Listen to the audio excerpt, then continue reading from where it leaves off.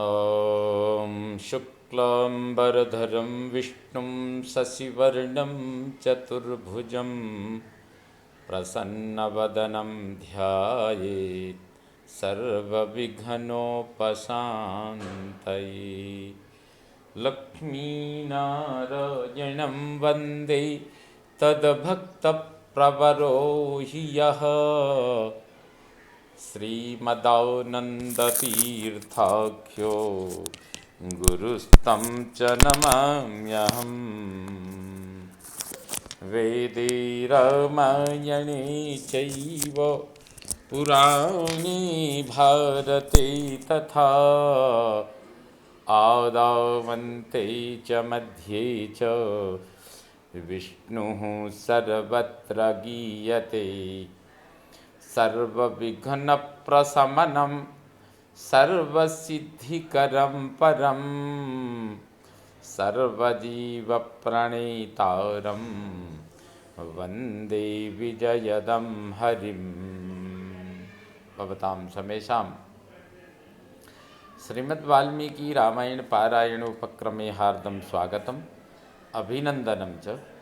साम्प्रतं सुन्दरकाण्डस्य 41 सर्गः आरभ्यते।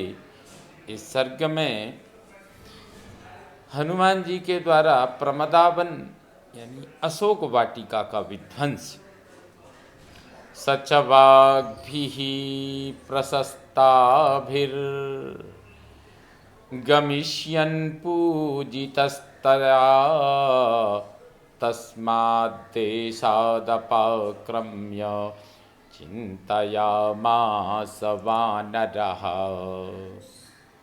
सीता जी से उत्तम वचनों द्वारा समादर पाकर वानर वीर हनुमान जी जब वहाँ से जाने लगे, तब उस स्थान से दूसरी जगह हटकर वे इस प्रकार विचार करने लगे।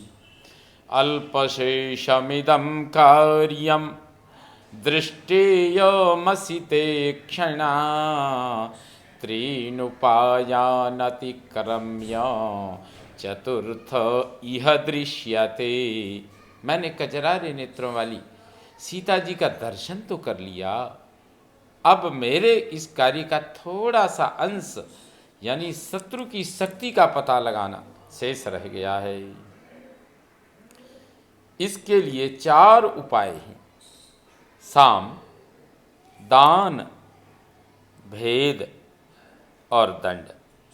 यहाँ साम आदि 3 उपायों को लांघकर केवल चौथे उपाय दंड का प्रयोग ही उपयोगी दिखाई देता है। न साम रक्षस्सु गुणाय कल्पते न दानमर्थोपचितेषु युज्यते न भेद साध्या बलदर्पिता जनाः पराक्रमस्त्वेषममेह रोचते। राक्षसों के प्रति साम नीति का प्रयोग करने से कोई लाभ नहीं होता। इनके पास धन भी बहुत है, अतः इन्हें दान देने का भी कोई उपयोग नहीं है। इसके सिवा ये बल के अभिमान में चूर रहते हैं, अतः भेद नीति के द्वारा भी इन्हें वश में नहीं किया जा सकता। ऐसी दशा में मुझे यहाँ पराक्रम दिखाना ही उचित जान पड़ता है। न चास्य कार्यस्य पराक्रमादृते विनिश्चयः कश्चिदिहोपपद्यते हतप्रवीराश्चरणे तु राक्षसाः कथञ्चिदीयुर्यदिहाद्यमार्दवम्। इस कार्य की सिद्धि के लिए पराक्रम के सिवा यहाँ और किसी उपाय का अवलंबन ठीक नहीं जचता। यदि युद्ध में राक्षसों के मुख्य वीर मारे जाएं, तो ये लोग किसी तरह कुछ नरम पड़ सकते हैं। कार्ये कर्मणि निर्वृत्ते यो बहून्यपि साधयेत् पूर्व कार्य विरोधेन सकार्य कर्तुमर्हति सकार्यं कर्तुमर्हति।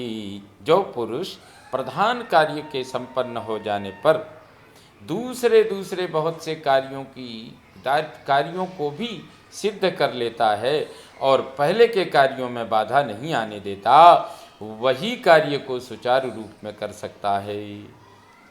नहीं एकः साधको हेतु स्वल्पस्यापीह कर्मणः यो ह्यर्थं बहुधा वेद स समर्थोर्थ साधने।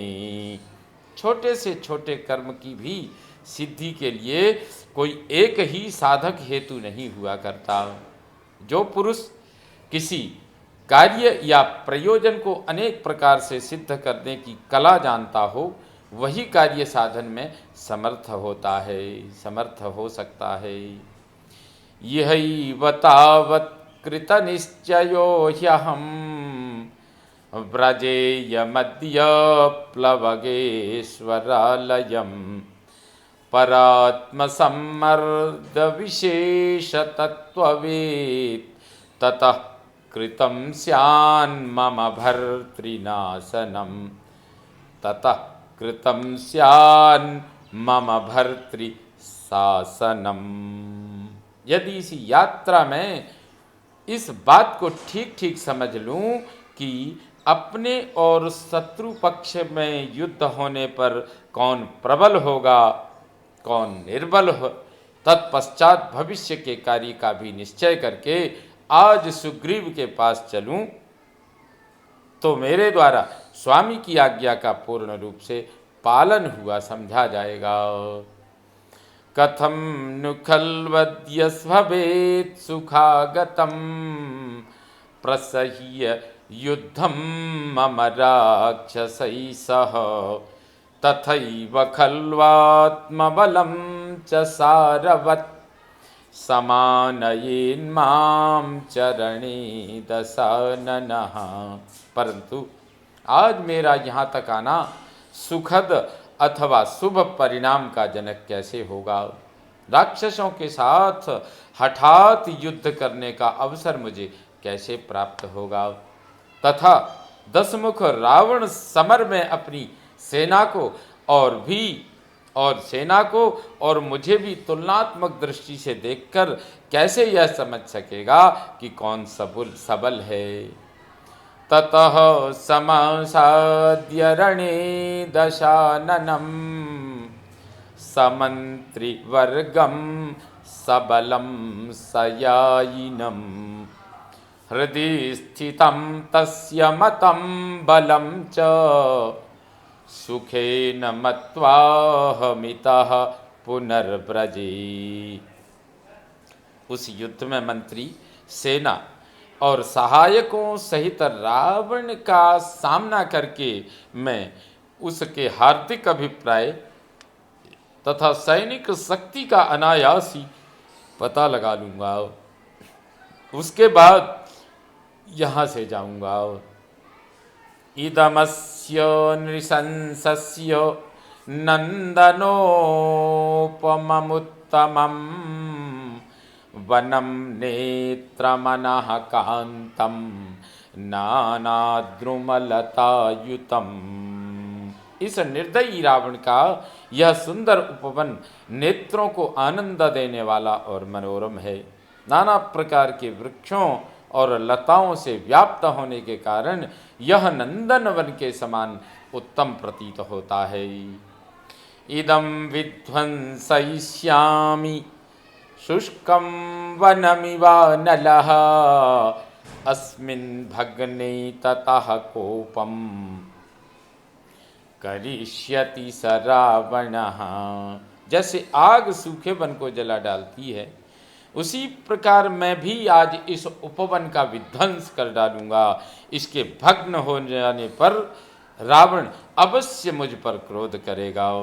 ततो महत्साश्वमहारथद्वीपं बलं समानेष्यति राक्षसाधिपः त्रिशूलकालायसपट्टिशायुधं ततो महद्योद्धमिदं भविष्यति।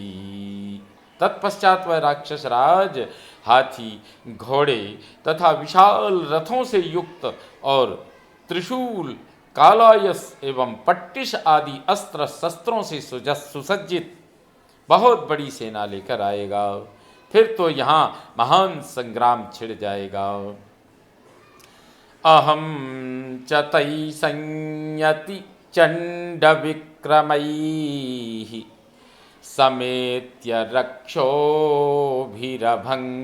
विक्रमः निहत्य तद रावणचोदितं बलं सुखम गमिष्यामि हरीश्वरालयम्।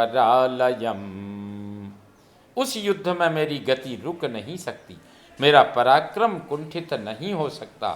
मैं प्रचंड पराक्रम दिखाने वाले उन राक्षसों से भिड़ जाऊंगा और रावण की भेजी हुई उस सारी सेना को मौत के घाट उतारकर सुखपूर्वक सुग्रीव के निवास स्थान किष्किंधापुरी को लौट जाऊंगा। ततो मारुतवत् क्रुद्धो मारुतिर्भीम विक्रमः उरुवेगेन महता द्रुमान् क्षेप्तुमथारभत।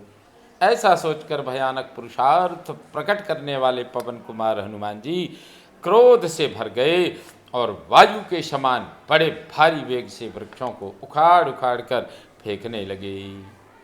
ततस्तत हनुमान वीरो बभंज प्रमदावनम मत्तद्विज समाघुष्टम नानाद्रुमलतायुतम। तदनंतर वीर हनुमान ने मत वाले पक्षियों के कलरव से मुखरित और नाना प्रकार के वृक्षों एवं लताओं से भरे पूरे उस प्रमदावन अंतःपुर के उपवन को उजाड़ डाला। तदवनम मथितैर्वृक्षैर् भिन्नैश्च सलिलाशयैः चूर्णितैः पर्वताग्रैश्च बभूव प्रियदर्शनम। वहाँ के वृक्षों को खंड खंड कर दिया, जलाशयों को मथ डाला और पर्वत शिखरों को चूर चूर कर डाला। इससे वह सुंदर वन कुछ ही क्षणों में अभव्य दिखाई देने लगा। नाना सकुंत विरुतैः प्रभिन्न सलिलाशयैः ताम्रैः किसलयैः क्लान्तैः क्लान्तद्रुमलतायुतैः न बभौ तद्वनं तत्र दावानलहतं यथा व्याकुलावरणारेजुर्विह्वला इवतालताः। नाना प्रकार के पक्षी वहाँ भय के मारे चें चें करने लगे। जलाशयों के घाट टूट फूट गए, तांबे के समान वृक्षों के लाल लाल पल्लव मुरझा गए तथा वहाँ के वृक्ष और लताएं भी रौंद डाली गईं।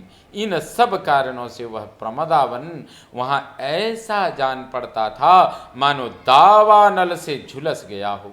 वहाँ की लताएं अपने आवरणों के नष्ट भ्रष्ट हो जाने से घबराई हुई स्त्रियों के समान प्रतीत होती थीं। लता गृहैश्चित्रगृहैश्च व्यालैर्मृगैरार्तरवैश्च पक्षिभिः शिलागृहैरुन्मथितैस्तथा गृहैः प्रणष्टरूपं तदभून्महद्वनम्। लता मंडप और चित्रशालाएं उजाड़ हो गईं। पाले हुए हिंसक जंतु, मृग तथा तरह तरह के पक्षी आर्तनाद करने लगे। प्रस्तर निर्मित प्रासाद तथा अन्य साधारण गृह भी तहस नहस हो गए। इससे उस महान प्रमदावन का सारा रूप सौंदर्य नष्ट हो गया। सा बिह्वला शोकलता प्रताना वनस्थली शोकलता प्रताना जाता दशास्य प्रमदावनस्य दशमुख कपेर्बलाद्धि प्रमदावनस्य जाता दशास्य प्रमदावनस्य कपेर्बलाद्धि प्रमदावनस्य।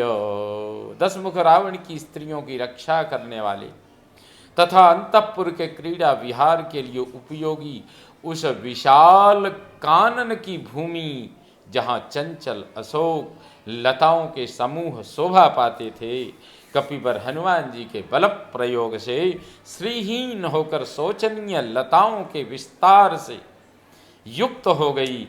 उसकी दुर्वस्था देखकर दर्शक के मन में दुख होता था। ततः सकृत्वा जगती पतेर्महान् महद्व्यलीकं मनसो महात्मनः युयुत्सुरेको बहुभिर्महाबलैः श्रिया ज्वलंस्तोरणमाश्रितः कपिः। इस प्रकार महामना राजा रावण के मन को विशेष कष्ट पहुंचाने वाला कार्य करके अनेक महाबलियों के साथ अकेले ही युद्ध करने का हौसला रखने वाले कपिश्रेष्ठ हनुमान जी प्रमदावन के फाटक पर आ गए। उस समय वे अपने अद्भुत तेज से प्रकाशित हो रहे थे। इत्यार्षे श्रीमद् रामायणे वाल्मीकिये आदि काव्ये सुंदरकांडे 1चत्वारिंशः सर्गः संपूर्णतां याति। पूर्णमदः पूर्णमिदं पूर्णात् पूर्णमुदच्यते पूर्णस्य पूर्णमादाय पूर्णमेवावशिष्यते। ओम शांति शांति शांति। सर्वे भवन्तु सुखिनः सर्वे सन्तु निरामयाः सर्वे भद्राणि पश्यन्तु मा कश्चित् दुःखभाग् भवेत्। ओम शांति शांति शांति। श्रीरामचंद्रो विजयते तराम्।